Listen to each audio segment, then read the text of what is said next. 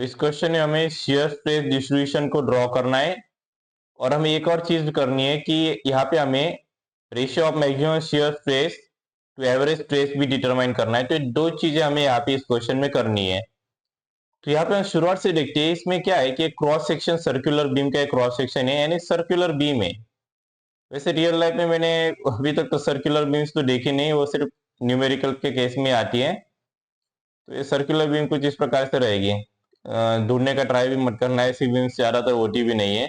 Circular column मैंने सुना है, बीम पहली बार ही सुन रहा हूँ। उसका डायमीटर कितना है? ये वाला डायमीटर 300 mm है। तो स्मॉल डी क्या होगा? 300 mm। और वो कैरी कितना लोड कर रही है? 400 किलो न्यूटन का शेयर फोर्स कैरी कर रही है। तो उसका शेयर फोर्स एस कितना हुआ? 400 किलो न्यूटन। ये हमें दो चीजें यहाँ पे गिवन है। तो यहाँ पे हम क्या कर सकते हैं कि पहले तो हमें यहाँ पे सबसे पहली चीज किसका रेडियस फाइंड करना पड़ेगा। तो रेडियस का फॉर्मूला क्या होता है? जो डायमीटर होता है, डायमीटर का आधा रेडियस होता है। डायमीटर कितना है? 300 mm। तो 300 का आधा कितना होगा? 150। तो हमें यहाँ पे रेडियस इसका मिल जाएगा 150 mm। नेक्स्ट हमें इसका एरिया फाइंड करना है। एरिया में क्या है? एरिया का फॉर्मूला क्या होता है? सर्कुलर, अगर कोई चीज सर्कुलर है उसका फॉर्मूला पता होगा π/4 इंटू डी स्क्वायर। लेकिन यहाँ पे एक डिफरेंस है, सिंस ये एक्चुअली एक सर्कुलर क्रॉस सेक्शन इसका सर्कुलर, लेकिन ये एक बीम है। तो यहाँ पे जो हमारा एरिया का फॉर्मूला क्या बन जाएगा? π/8 इंटू डी स्क्वायर। तो यहाँ पे हमें डी तो हमें पता है कि डायमीटर क्या है, 300 हमें डायमीटर इसका दिया गया है। तो यहाँ पे हमें इसे कैलकुलेट करना पड़ेगा। तो इसे ब्रैकेट में π/4 ब्रैकेट कंप्लीट इंटू 300 स्क्वायर डालेंगे तो हमारा आंसर आता है। तो इसे क्या करना है? इसके ESD के ऊपर क्लिक करना है अगर ऐसे आंसर आता है तो सर यहाँ पे एक्चुअली π/8 है, तो π/4 की ज्यादा ही आदत पड़ चुकी है। तो ESD अगर हम दबाएंगे तो हमें आंसर आता है 35,342.91। तो इसे लगभग 92 अगर राउंड ऑफ करेंगे तो इस वैल्यू को mm स्क्वायर। अब नेक्स्ट हमें वाई बार कैलकुलेट करना है। तो यहाँ पे वाई बार का क्या है? फॉर्मूला 4r डिवाइडेड बाय 3 बार। तो r तो हमने कैलकुलेट कर लिया, रेडियस जो कि डायमीटर का आधा होता है, कितना है? 150। 4r डिवाइडेड बाय 3 पाई। 3 और पाई का सिंबल हमें कैलकुलेटर पे मिल जाता है, बस वही हमें यहाँ पे कैलकुलेटर पे डालना है। तो bracket 4 into 150 bracket complete divided by bracket 3 into pi, shift और पाई, ब्रैकेट कंप्लीट। हमें जो आंसर आएगा 63.662। इसे अगर राउंड ऑफ करोगे तो ये 662 आएगा, या फिर 66 भी लिख सकते हो। ये mm में आएगा, वाई बार mm में आए और ये भी mm में आए। उसका रीजन क्या है कि डायमीटर जो हमने कैलकुलेट किया है, जो डायमीटर गिवन है वो mm में है।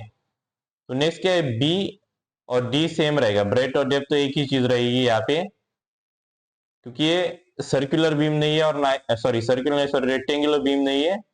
तो यहाँ पे नेक्स्ट क्या है? हमें आई कैलकुलेट करना है, क्योंकि हमें क्यू मैक्सिमम कैलकुलेट करने के काम आएंगे। तो आई का फॉर्मूला क्या होता है? 5 into d⁴ divided by 64। D क्या है? हमारा डायमीटर।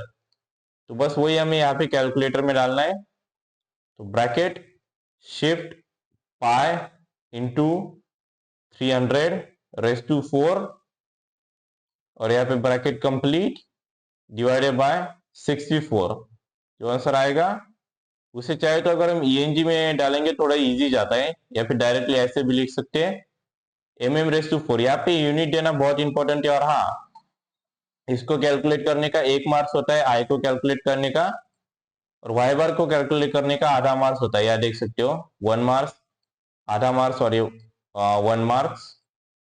नेक्स्ट से हमें क्यू मैक्सिमम कैलकुलेट करना है, इसका भी 1 मार्क्स होता है।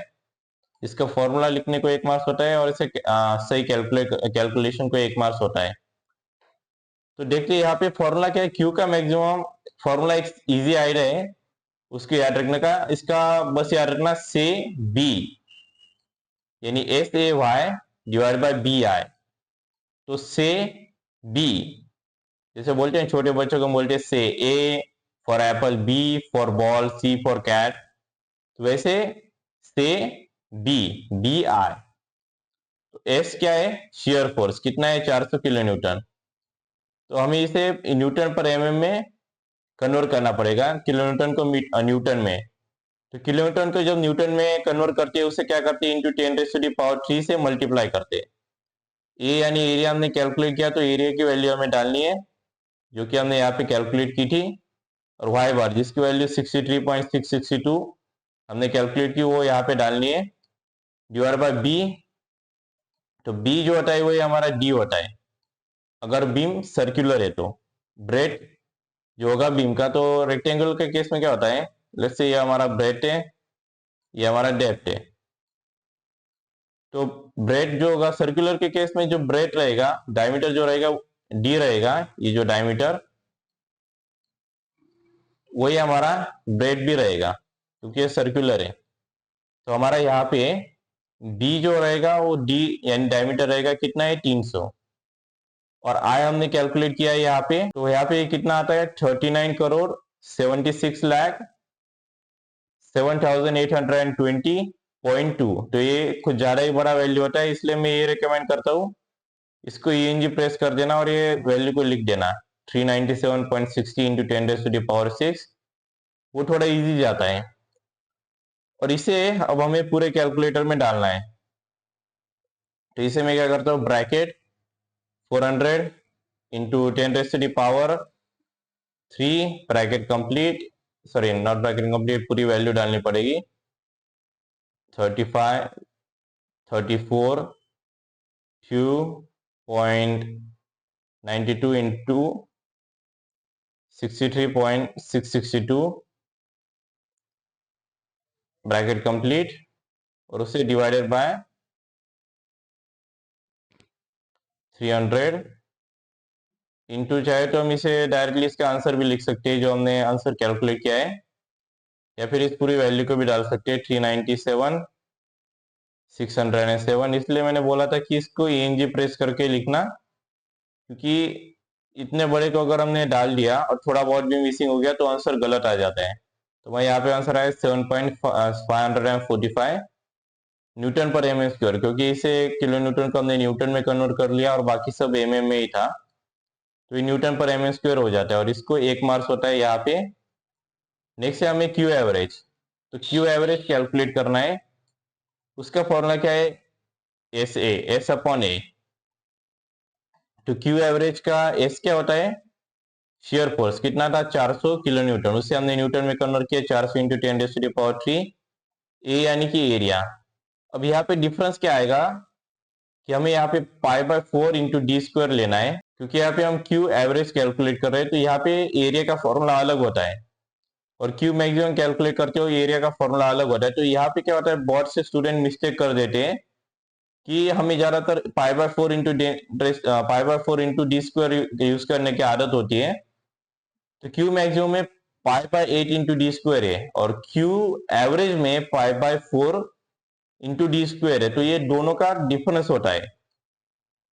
तो यहाँ पे हम इसे डायरेक्टली डाल देते हैं 400 into 10⁻³ bracket complete divided by, यहाँ पे हम ब्रैकेट में पहले π/4 डालेंगे, पाई divided by 4 bracket complete into 300 square bracket complete. तो इसका आंसर देखते हैं, लगभग 5.66 हो जाता है अगर 8842 इसको अगर राउंड ऑफ करोगे तो न्यूटन पर एम स्क्वायर। तो इसको भी 1 मार्क्स होता है। क्यू एवरेज को कैलकुलेट करने के फॉर्मूला लिखने का लगभग आधा मार्क्स मिल जाना चाहिए, आधे से थोड़ा कम में भी, और अगर कंप्लीटली आंसर सही आया तो उसे 1 मार्क्स मिलता है। नेक्स्ट अब हमें रेशियो कैलकुलेट करना है। तो रेशियो जो है Q maximum upon Q average. तो मैं रेशियो में क्या बोला था, determine maximum shear stress to average shear stress ratio. तो ये मैक्सिमम शियर स्ट्रेस जो कैलकुलेट किया 7.545 टू एवरेज शियर स्ट्रेस जो हमने कैलकुलेट किया 5.66, उसका रेशियो चाहिए, यानी Q maximum divide by Q average. तो बस वही हमें करना है, 7.545 डिवाइडेड बाय 5.66 एंटर, 1.33 हमारा आंसर यहाँ पे आ जाता है। इसको आधा मार्क्स है, तो इसलिए इसको प्रॉपर कैलकुलेट करना। नेक्स्ट अब इसे हमें ड्रॉ करना है शेयर स्ट्रेस डिस्ट्रीब्यूशन। इसके लिए क्या करेंगे, सिंस हमारा जो बीम है वो सर्कुलर है, तो इसे सर्कल यहाँ पे ड्रॉ करेंगे। तो सर्कुलरिटी से आराम से हम इसे सर्कल लेंगे। प्रोटेक्टर का यहाँ पे यूज जरूर करना अगर अवेलेबल है तो। और यहाँ पे उसी के साइड में आधा सर्कल ड्रॉ कर लेना यहाँ पे, क्योंकि ये सर्कुलर है तो उसका स्ट्रेस डिस्ट्रीब्यूशन डायग्राम कुछ इस प्रकार से आएगा।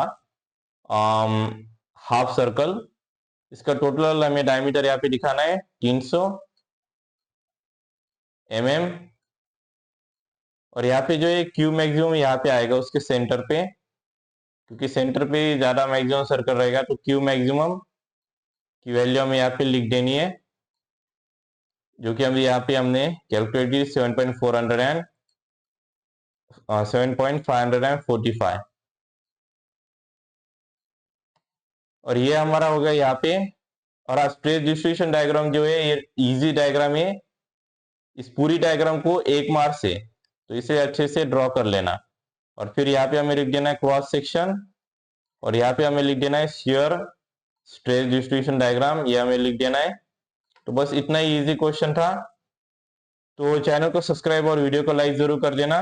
Thank you for watching and see you in the next one.